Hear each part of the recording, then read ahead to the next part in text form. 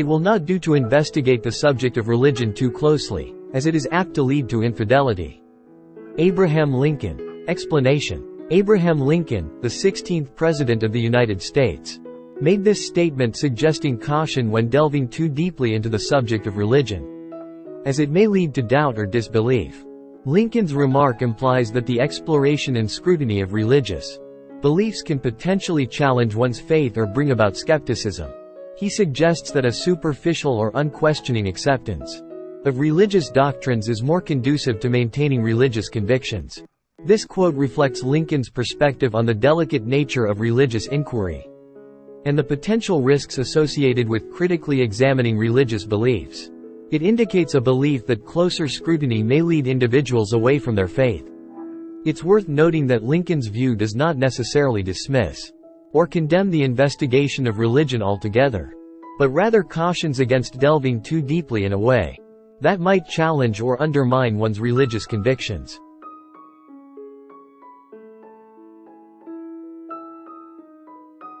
Agnostics are just atheists without balls. Stephen Colbert. Explanation. Stephen Colbert, an American comedian, television host, and satirist, made this statement in a comedic context to provoke thought and humorously challenge the distinction between atheists and agnostics. In this quote, Colbert playfully suggests that agnostics, who claim uncertainty about the existence of a higher power, are essentially similar to atheists but lacking the assertiveness or conviction to fully embrace their disbelief. By using the phrase, "without balls," he employs a colloquial and somewhat provocative expression to emphasize his point.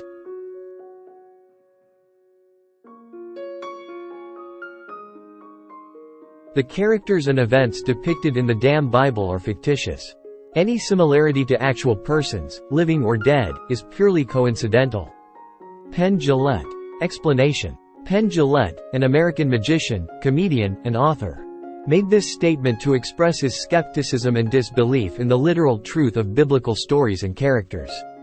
In this quote, Jillette humorously suggests that the characters and events portrayed in the Bible are entirely fictional.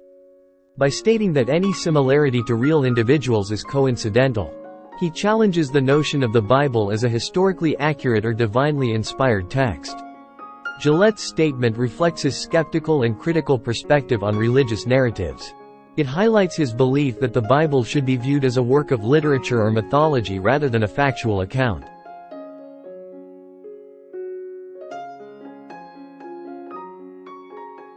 Say what you will about the sweet miracle of unquestioning faith, I consider a capacity for it terrifying and absolutely vile.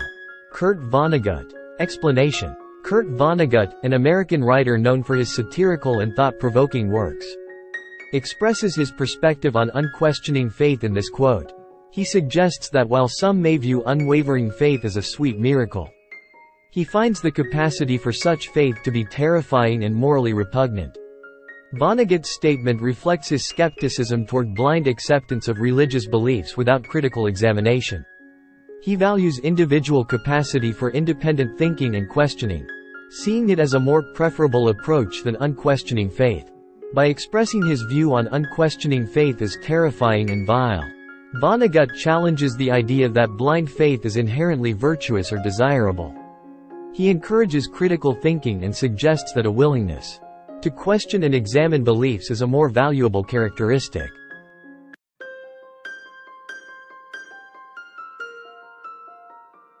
People will then often say, but surely it's better to remain an agnostic just in case? This, to me, suggests such a level of silliness and muddle that I usually edge out of the conversation rather than get sucked into it. If it turns out that I've been wrong all along, and there is in fact a God, and if it further turned out that this kind of legalistic, cross your fingers behind your back, Clintonian hairsplitting impressed him. Douglas Adams. Explanation. Douglas Adams, a British author known for his science fiction and humor, shares his perspective on the idea of remaining agnostic, just in case there is a God. He expresses a level of skepticism and finds the notion of hedging one's bets in this way to be silly and muddled. Adams suggests that engaging in a legalistic mindset, where one keeps options open out of fear or uncertainty, would not be a genuine or meaningful approach to belief. He implies that if there were a God who would be impressed by such behavior, he would choose not to worship that God anyway. The quote reflects Adam's tendency to inject humor into serious topics, and his inclination to challenge traditional beliefs. It highlights his rejection of the idea that belief should be based on pragmatic considerations or fear of potential consequences.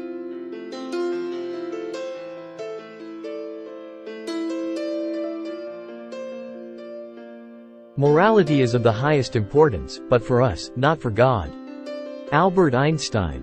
Explanation. In this quote, Albert Einstein, a renowned physicist, suggests that morality holds great significance for human beings, but not necessarily for a higher power or God.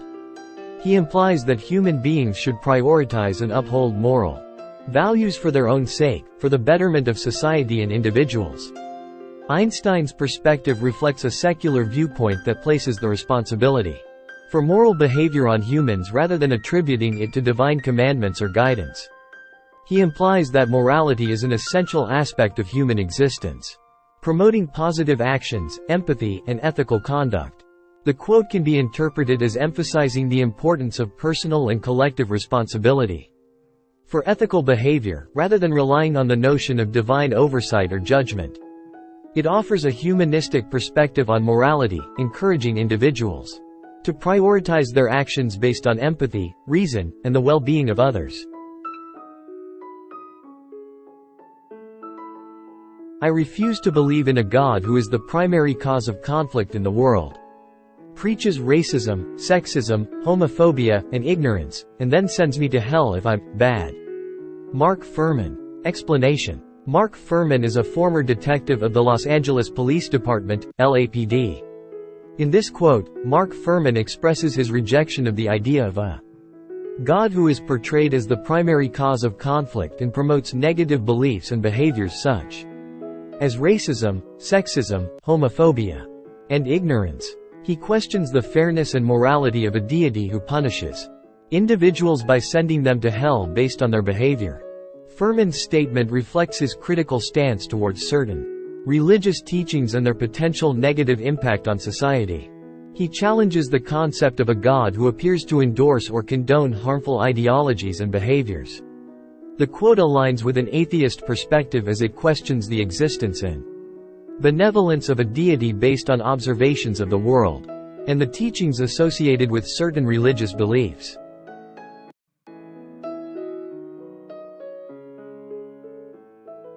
There may or may not be atheists in foxholes, but I'm certain there are none in the Ku Klux Klan. George Carlin. Explanation. George Carlin was an American comedian, actor, and social critic known for his satirical and irreverent style. In this quote, George Carlin makes a pointed observation about the presence of atheists in different contexts. He suggests that while the presence of atheists in foxholes, referring to military combat situations, may be uncertain, there is a strong assertion that there are no atheists in the Ku Klux Klan, a white supremacist organization. Carlin's quote highlights the irony and contradiction of individuals who claim to follow a religious faith while simultaneously engaging in acts of hatred and discrimination. By juxtaposing the lack of atheists in the Ku Klux Klan, Carlin implies that their beliefs are inconsistent with the principles of atheism, which typically promote values of tolerance, reason, and humanism. This quote can be seen as a commentary on the hypocrisy of using religious beliefs to justify or support acts of bigotry and prejudice. It reflects Carlin's critical perspective on the intersection of religion, prejudice, and social issues.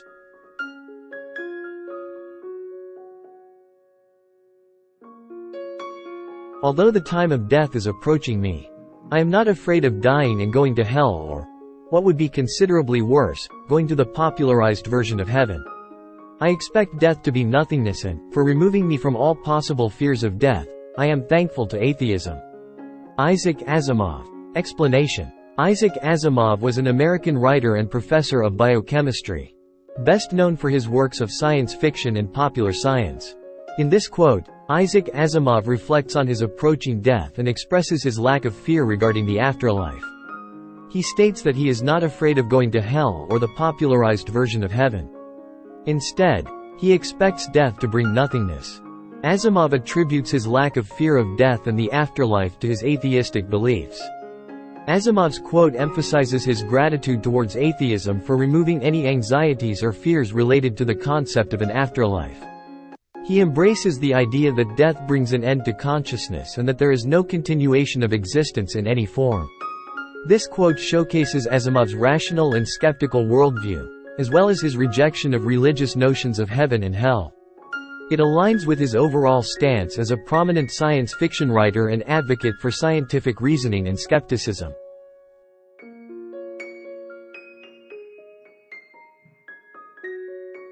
I don't believe in God, but I'm very interested in her.